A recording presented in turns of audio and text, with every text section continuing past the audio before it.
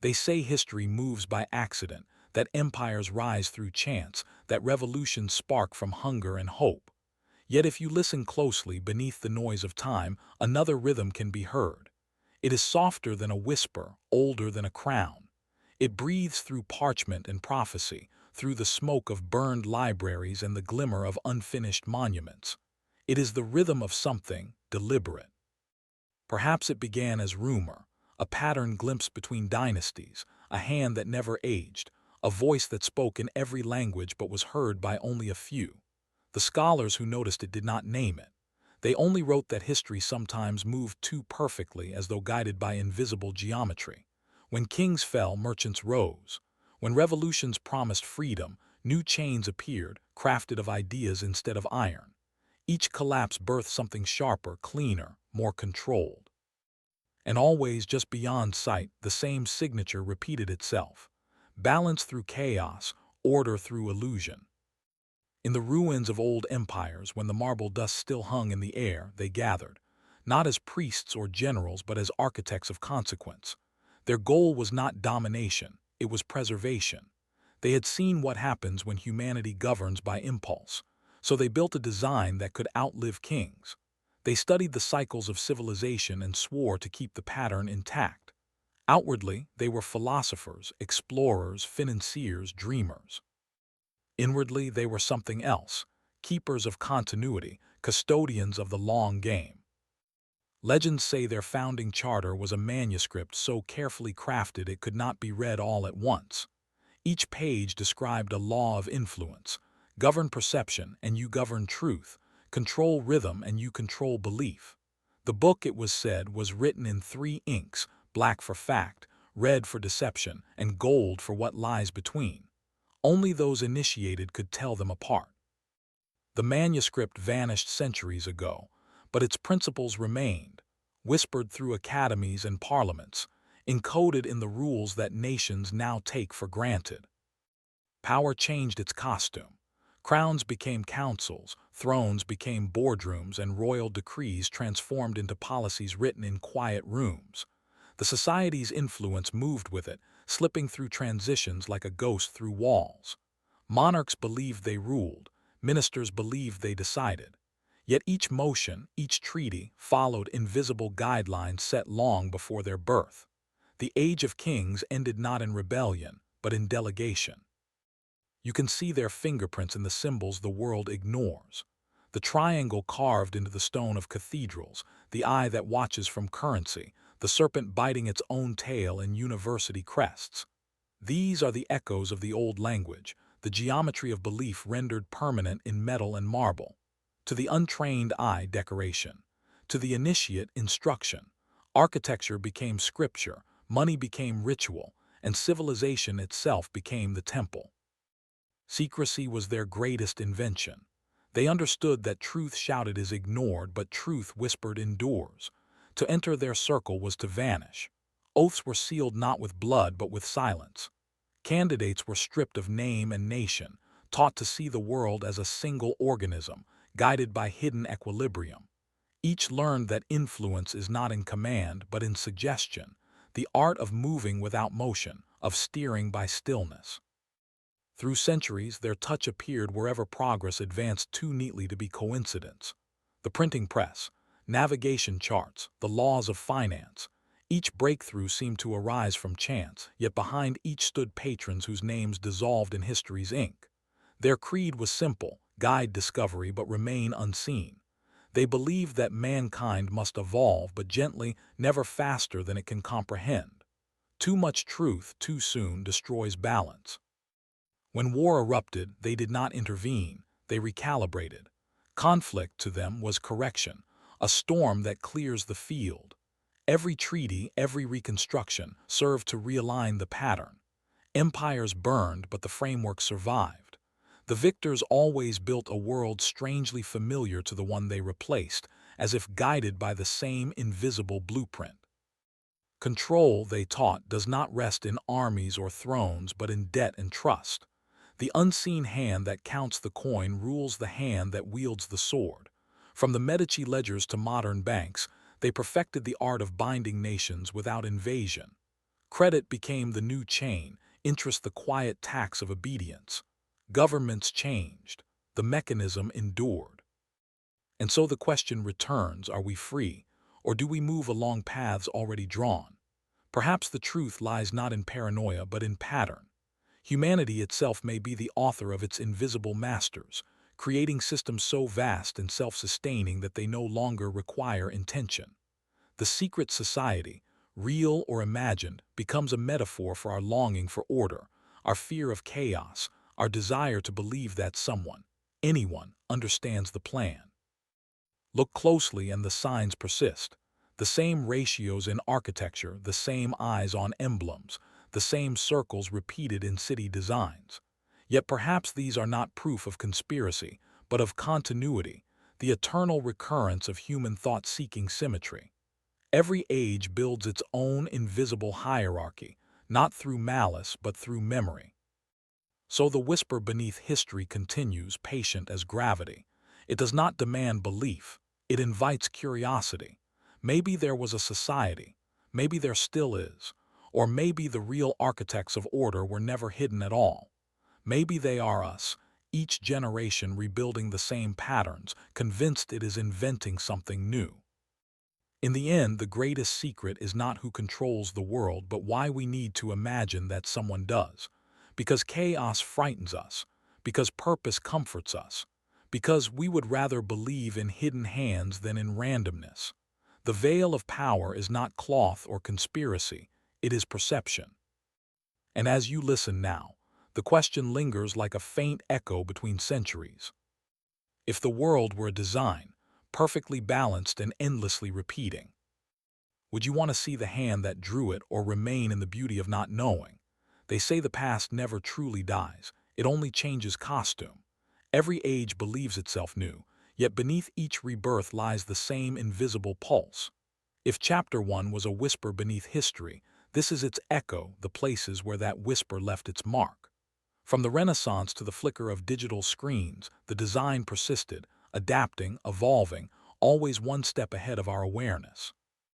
It begins in Italy, when the world first remembered how to dream. The Renaissance was painted in light, but behind that light were shadows. Patrons commissioned beauty not for vanity alone, but to preserve something older, a code of geometry and proportion that disguised knowledge once forbidden. Leonardo filled notebooks with mirrors of thought, his sketches a language of symmetry. Scholars translated lost manuscripts whose margins hid diagrams of energy and order. Gold from nameless benefactors funded observatories, printing houses, anatomical theaters. These patrons never signed their names. Their symbols appeared instead, a circle within a square, a hand holding flame. They wanted to seed the world with memory, to hide wisdom in plain sight. The cathedrals and paintings were not mere art. They were vaults of understanding, shaped by those who knew that the human mind protects what it finds beautiful. As Europe awakened, so did the society's next mask, the philosophers.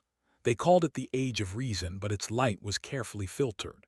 Behind treatises on liberty and logic, certain thinkers carried messages wrapped in metaphor. Coffee houses buzzed with debate, yet some arguments were rehearsed, nudged toward conclusions that would reorder kingdoms. Voltaire spoke of tolerance, Newton of universal law, voices that taught men to seek cause and pattern where once they saw only divine will. Perhaps that was the goal all along, to replace faith with structure, to trade obedience for curiosity, while still keeping the strings of belief intact. The Enlightenment's greatest illusion was that it killed mystery. In truth, it only gave mystery new vocabulary. Then came the century of revolution. The streets filled with fire and song, but in the smoke of every uprising, certain patterns reappeared. Pamphlets circulated as if printed from one unseen press. Flags changed, anthems rose, but the architecture of control survived. Kings fell and councils took their place. Chains of command grew longer, not weaker. Freedom marched through the boulevards while balance sheets quietly shifted in back rooms. Revolution, the society taught, is not chaos, it is renovation. Tear down the facade, reinforce the foundation, build the same house in modern style.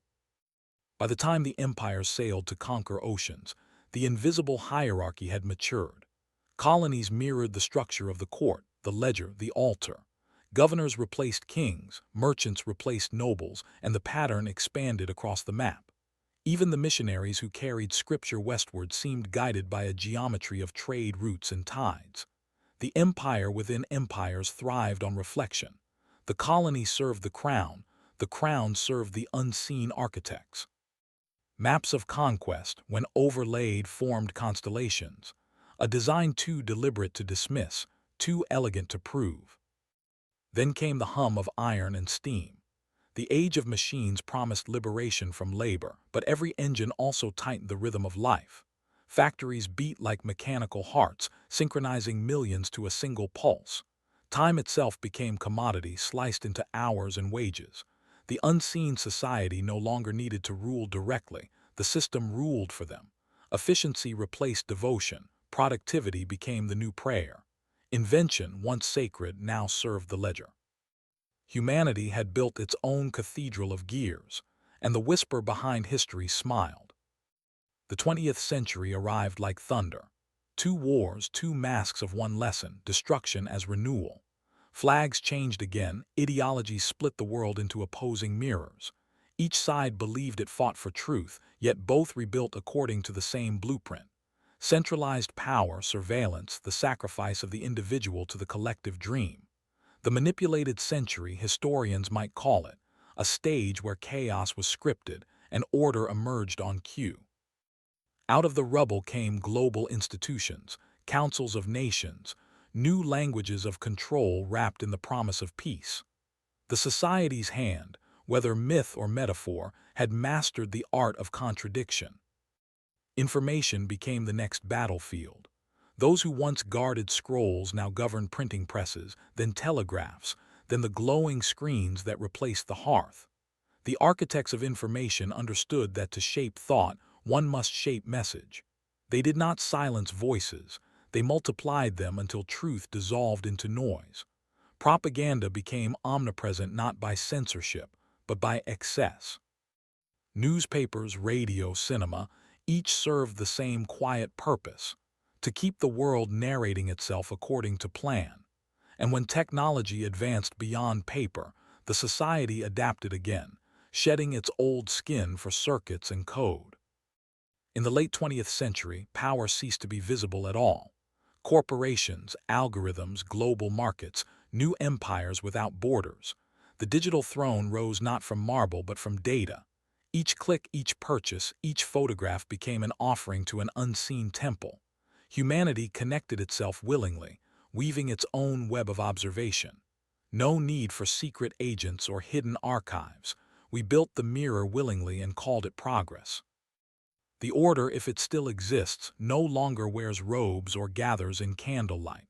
It has dissolved into the network itself, its presence scattered across code and capital. It whispers through recommendation engines, through the gentle tug of trends. It no longer dictates, it suggests. Influence has evolved into preference, control into convenience. And so the masters disappear. Perhaps they never needed to be seen. Perhaps they have become the system, the flow of information, the algorithms of finance, the rhythm of economies that rise and fall as predictably as tides. Their disappearance is their perfection. You cannot overthrow what you cannot locate. Yet the pattern remains. Every age believes it has transcended control, only to rebuild it in new form. The symbols are digital now.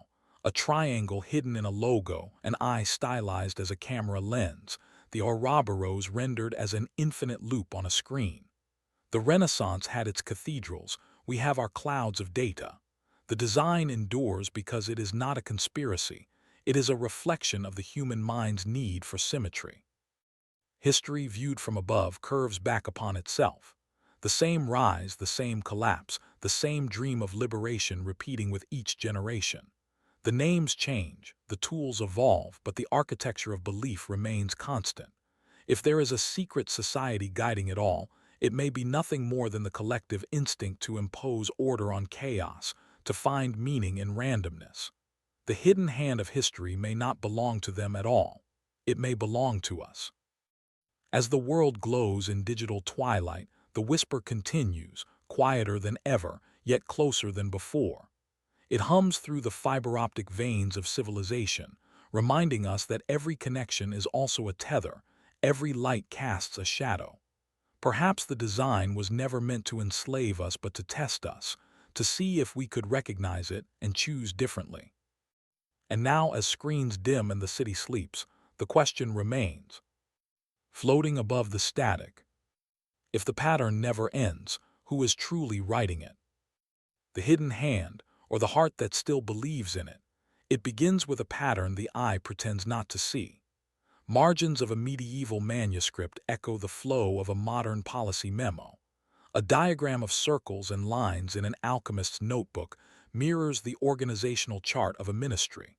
A monk's careful notes on obedience and contemplation read like a handbook on attention in the age of screens. In a library that smells of dust and quiet thunder, I place one book beside another, and the centuries lean toward each other as if they were always meant to touch. The old text whispers of sovereignty granted from above. The new one translates it into oversight, compliance, measurable outcomes. The words change, but the spine of the idea remains. Human life arranged into a pattern that feels natural only because we have lived inside it so long. Priests become planners, rituals become procedures, confession becomes audit. Even mercy finds its ledger. Indulgence once, amnesty now. The glyphs shift costume, yet the geometry endures.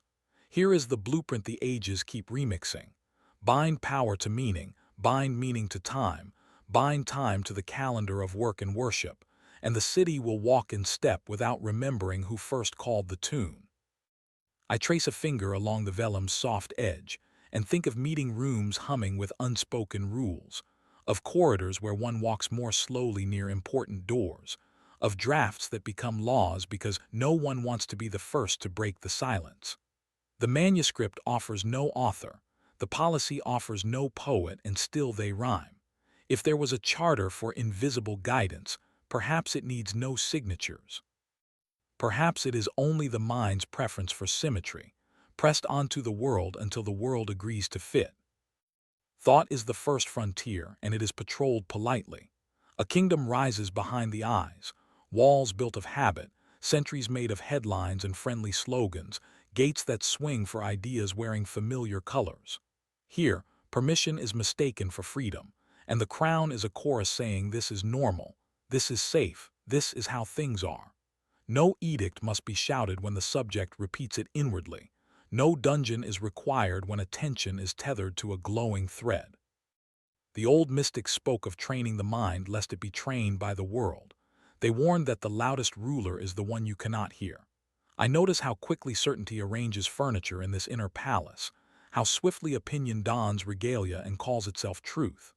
If there is a society of influence, its embassy is here, in the soft chamber where thoughts become laws and laws become life. To defend this kingdom is to question what we let guard the gates. Temples never vanished, they learned to broadcast. Bells became signals, stained glass became screens, incense became a cascade of notifications.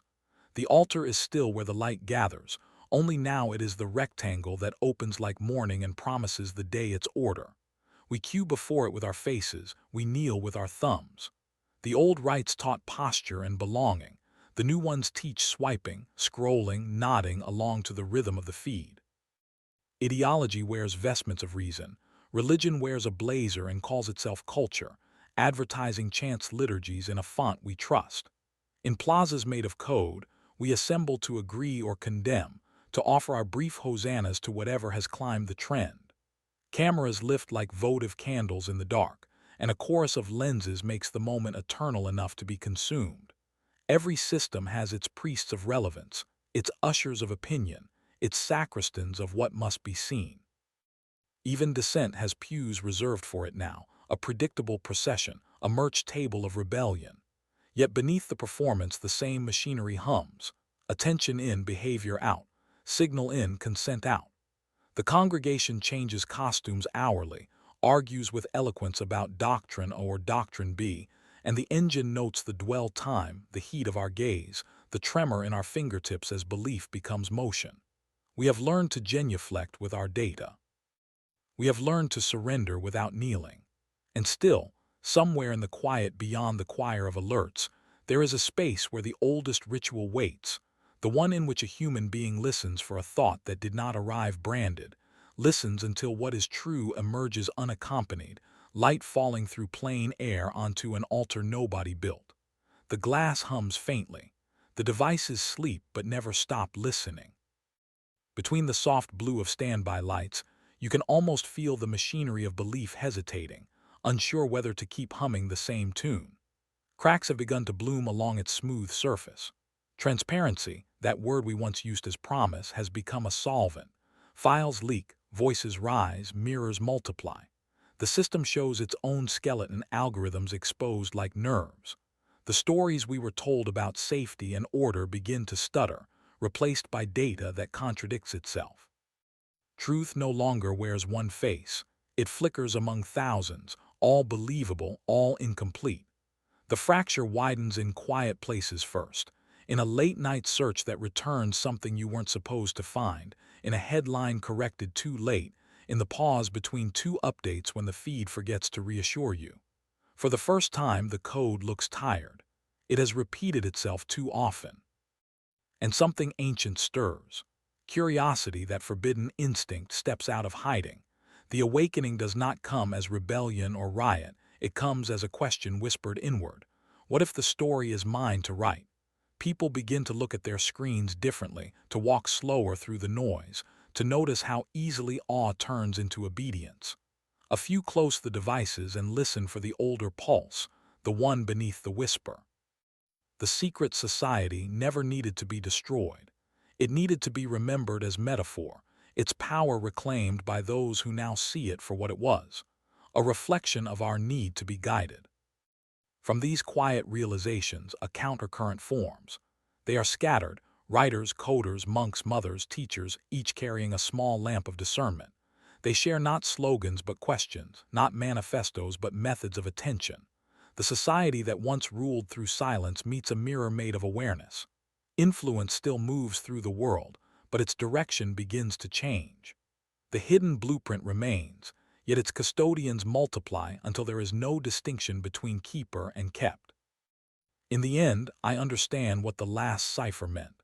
The design was never finished because it was never meant to be completed. Its perfection depended on the possibility of correction, on our ability to awaken. The revelation is not that power hid from us, but that we hid from power, mistaking the comfort of certainty for the work of understanding. The choice waits quietly, as it always has, to dream within the pattern or to step outside and breathe the raw, unmeasured air. The final light of the chapter settles into a reflective hush.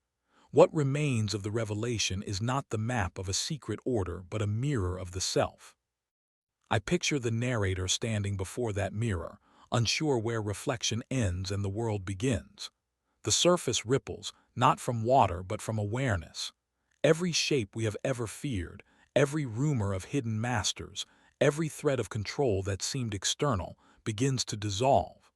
Behind the shimmer waits only the pattern of the human mind, endlessly folding and unfolding itself. The society was always a metaphor for that instinct, to organize chaos, to name the unknown, to turn mystery into narrative. When we stare too long into the idea of control, we end up describing our own reflection. In that recognition lies the final cipher, a line scratched faintly at the bottom of the oldest manuscript. The design survives only if the dreamer sleeps. Suddenly, it makes sense. Every system of power depends on the dreaming consent of those within it. To awaken is not to overthrow. It is to open the eyes and watch the dream unmake itself. The walls fade, the light remains. And so the story returns to its quiet beginning. The secret society has not ended. It was never truly there to end. It exists wherever belief solidifies into law, wherever curiosity falls asleep. The revelation, then, is gentle. Power is only as invisible as the attention we refuse to give it. Freedom is not granted, it is noticed. As the narrator walks away, the whisper beneath history recedes into silence. The air hums with possibility, the kind that precedes dawn. Somewhere, the first light touches the edge of the page, and the world, still half dreaming, prepares to begin again, this time perhaps awake. The morning after the whisper felt like waking in a familiar room where the furniture had shifted a few inches in the night. Streets kept their shape, trains arrived almost on time, and yet the air had a new weight, as if the city were holding its breath between two thoughts. Screens still glowed, but people looked at them with the caution of someone approaching a once-loving animal that had remembered it had teeth. In cafes, the sound of cups and spoons returned to being merely cups and spoons, not punctuation for the day's instruction. The billboards still smiled, but their certainty had gone glossy and thin, like paint over water. A softness rippled through the hours, unscheduled, unmeasured, allowing small silences to pool where noise had always lived. It wasn't revolution, not in any marching sense. It was the unfastening of a quiet clasp, a loosening hidden so well inside the ordinary that only those listening for it could hear the click. Networks stuttered and reconnected. Feeds flowed again, but the current felt slower, as if the river had deepened and now required a different kind of swimming. People scrolled, then stopped mid-gesture, thumb hovering over a screen they no longer believed was a window. In those pauses, the city revealed textures long ignored. The hiss of the bus kneeling for a curb, a child telling a joke to a tree, rain rehearsing on metal before it becomes rain. Offices filled and emptied with the same old choreography, yet even the elevators seemed to consider their destinations a heartbeat longer. No one could say precisely what had changed. The explanation fell apart when touched, but the feeling, like waking to a house that still stands after a long storm and finding one hairline crack running from ceiling to floor, would not leave. The echo traveled, crossing oceans in the way real news always has, in the quick glance between two people who know something and do not need to say it. In one city, public screens which once looped instruction began playing landscapes with nothing else. Clouds moving, grass breathing, the sea practicing eternity. People stood to watch and, embarrassed by their own stillness, pretended to be waiting for someone. In another, a minister confided to a friend that the policy everyone expected to pass would be returned to committee for further listening. The phrase became fashionable, not delay, not defeat listening. It felt like a permission to consider again, to ask whether the plan was a plan or a habit in costume. Governments did not fall. They adjusted. They published statements threaded with humility, made of words that had been rare: provisional, reconsider, learn. Committees formed, as they always do, yet some met outdoors without cameras and asked the kinds of questions cameras cannot digest. Cities began to call themselves echo cities, not because they repeated anything, but because they finally noticed how much they had been repeating. They drew new maps that measured nearness by footsteps rather than lanes, that ranked importance by light at night rather than towers in day. For a season, you could see strangers talking to one another without the lattice of a screen between them. A street vendor asked a poet about a line. A programmer borrowed a wrench from a florist. Two officials exchanged stories about their fathers and forgot to discuss leverage at all. Of course, the old shapes returned. Patterns learned to survive by becoming subtle. The forms of influence that once roared learned to purr. Where one kind of certainty loosened, another offered to help. Consulting firms with delicate logos began to sell post-awakening strategies. Schools hung banners about critical thinking and then graded students for remembering the banners. News shows aired segments on learning to listen between commercials urging you to speak louder than your neighbors. The echo cities learned quickly that freedom, like everything else, could be branded. In the vacuum left by vanished certainties, faiths of every kind unfurled their sails. Not only religion, though churches, mosques, and temples did feel a breeze fill their old rooms, but faith in frameworks, new sciences promising to measure well-being to 7 decimal places, new spiritualities promising to return the 7 missing pieces of the soul. A school of thought grew around attention as sacrament, Another placed its altars in sensory deprivation tanks and forests that smelled of patient rain. Some claimed that consciousness itself was the last territory still uncolonized by systems, and petitioned to keep it wild. Others built applications to map that wilderness and sell it as a guided tour, with badges for each peak you visited in your own mind. Movements appeared the way mushrooms do after a soaking night, quietly, inevitably, each insisting it had found the soil's secret. One taught that the world's stories should be composted and turned into gardens. Another argued that stories were the only gardens we have. A third closed its doors and refused to speak, declaring that language had served power long enough. Crowds formed at their thresholds anyway, hungry for a silence somebody else had named. It was difficult not to feel tenderness for all of it, even the earnest absurdities. People were practicing again, trying sentences they had never risked aloud, lighting candles at new altars, arguing gently in public about what a day is for. In kitchens, families relearned dinner without accompaniment by a chorus of devices. Someone would start to reach for a phone to settle a debate about a song lyric, and then let the question live a little longer, warming its hands over the fire of disagreement. Friends walked without photographing the walk, as if worried that the camera would hear the thought they had just barely managed to think. Lovers postponed their ceremonies and wrote each other vows without templates. The small, bright acts were everywhere, and the city's pulse, which had become a little frantic through the long years of scheduled wonder, seemed to find a sustainable tempo again. Yet beneath the gentler rhythm, the undertow persisted.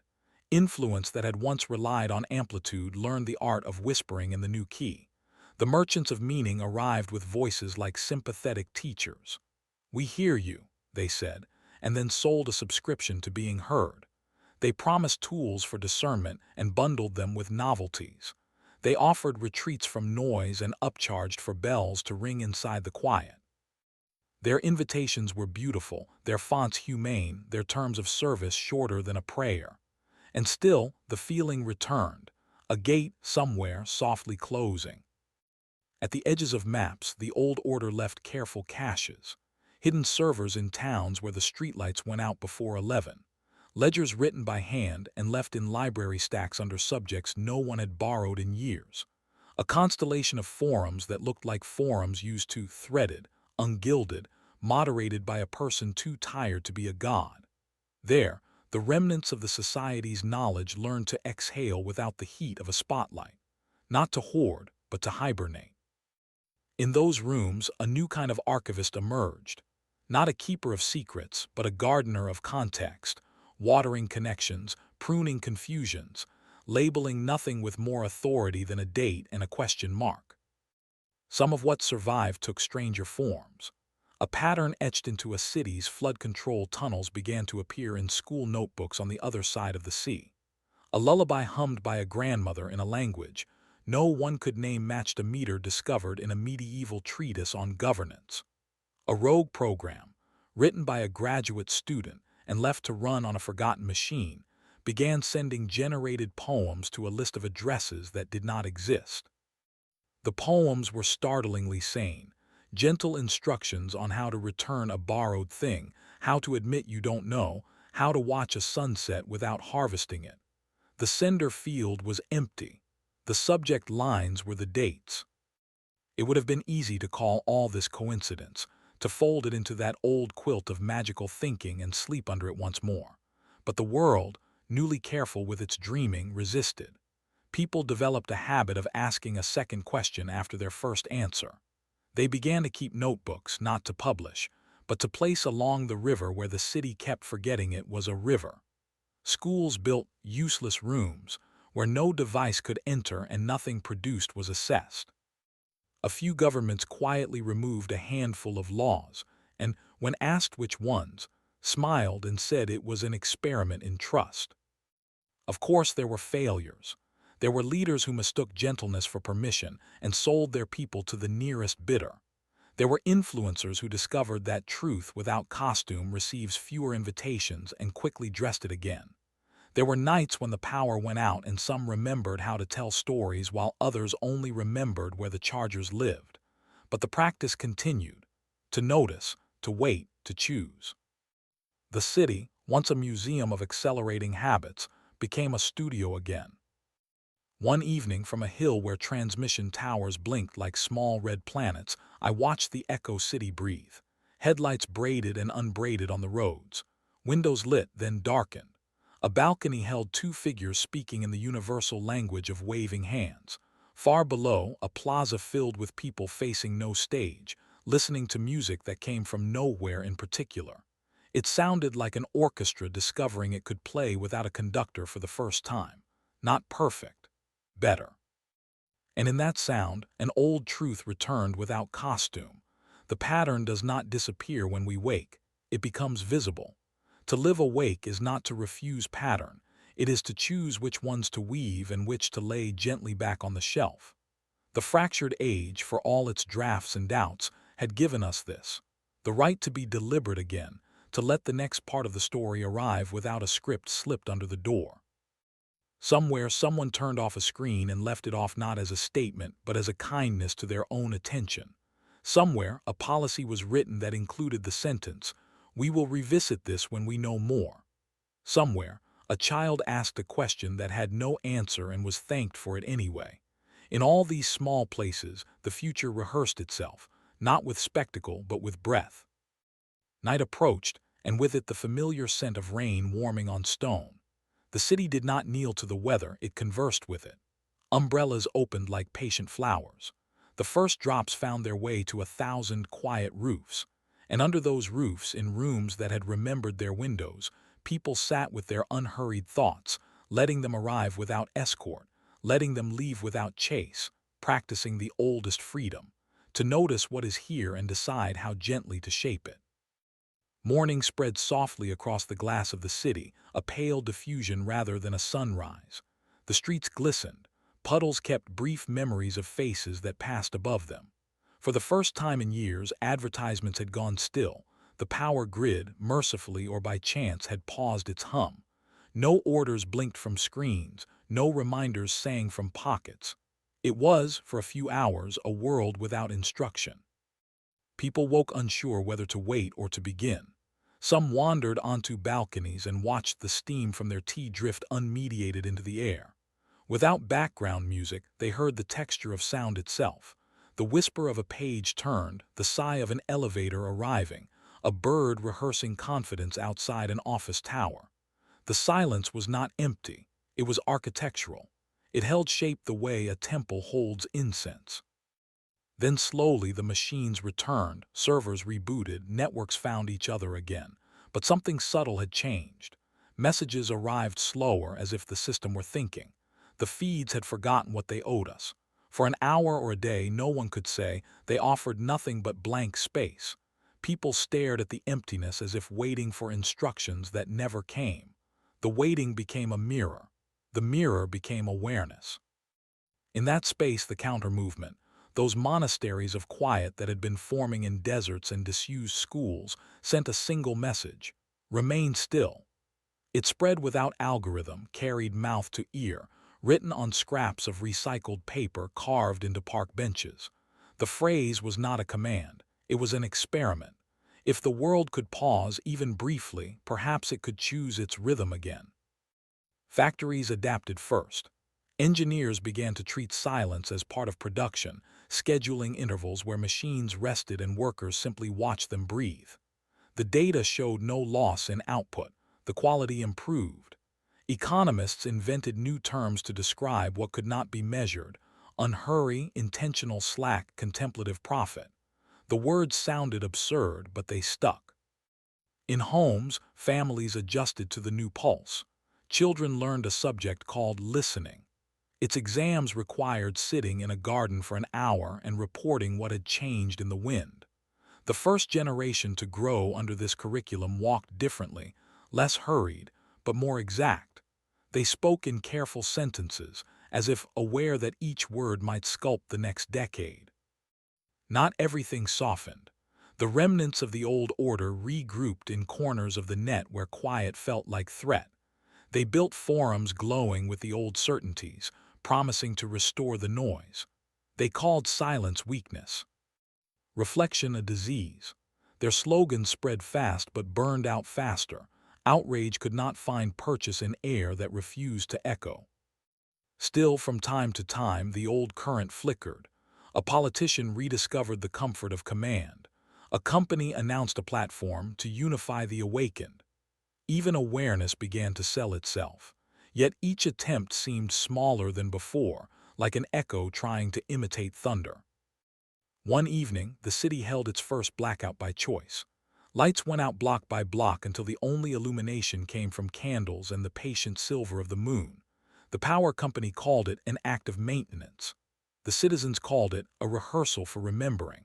From balconies and rooftops, voices drifted, soft conversations, old songs, laughter without amplification. Above it all, the constellations returned, visible again after years of exile behind the haze. For a brief moment, the world resembled the drawings in the earliest manuscripts, the ones where geometry and starlight were the same language. It was as if the blueprint had been redrafted not by hidden architects, but by ordinary hands learning to trace gently. When the blackout ended, light returned cautiously, like an animal testing a new environment. People did not rush to switch everything on. They allowed the dim to linger, a shared pulse between the stars and the electric veins of the city. In that pause, the first of the new custodians appeared, not as leaders but as witnesses. They were easy to miss. A librarian who began cataloging laughter as part of the archive, a teacher who replaced the morning bell with birdsong, a mechanic who refused to hurry repairs because, he said, machines heal better when you listen to them. None claimed philosophy, none demanded followers. They simply acted as if balance were contagious. Their small acts spread the way warmth spreads through metal. The press, desperate for a headline, called them the gentle engineers. Meanwhile, in the dust of abandoned networks, a signal blinked. Short bursts of tone, repeating every 6 hours. Analysts dismissed it as residue of an old satellite, but the sequence translated cleanly into words. Remember balance. Continue. Some believed it to be the final message from the vanished order. Others said it was the planet talking to itself at last. The argument mattered less than the listening. The message seeded a new conversation. If the pattern was inevitable, could it be tended rather than obeyed? Could humanity become the gardeners of its own design instead of its captives? Research centers turned their focus to restoration rather than extraction. Economists modeled abundance that included forests. Cities treated silence as infrastructure, water as neighbor. The concept of ownership began to blur into stewardship. Not every place followed. Some clung to the velocity of the old era, building faster, louder, higher, as if they could drown out the slow music spreading through the rest of the world. But even there, between towers of glass, people began to notice a fatigue that no drug or slogan could disguise. Restlessness had become its own monument. So came the choice of tomorrow. It wasn't a referendum or a revolution. It arrived quietly in households in the seconds between decision and delay. The choice was whether to build another layer of noise over the crack or to listen until the crack became a doorway. The former promised speed, the latter understanding. Slowly, almost invisibly, the second path won. Factories lowered their ceilings to hear the rain. Offices removed clocks and replaced them with windows. Children learned to plant trees alongside equations. Art returned to walls that had been screens. In one city, the mayor declared a holiday each month for doing absolutely nothing of measurable value. Productivity rose the following quarter, but nobody pretended that was the point. The narrator walks again through streets that now hum with a different kind of energy, alive but unhurried. The world feels provisional, tender, like fresh clay. Awareness has become its own form of governance. When asked who rules, people smile and point to the horizon, as if rule were the wrong word. Night deepens. The stars look closer now, not because the sky has changed, but because eyes have. The fractured age has not mended itself. It has learned to live honestly with its seams. In those seams, light gathers, gentle, persistent, human. And as the final lines of the chapter settle into stillness, one truth glimmers through the calm. The design was never meant to imprison or to vanish. It was meant to evolve every time we remembered how to listen.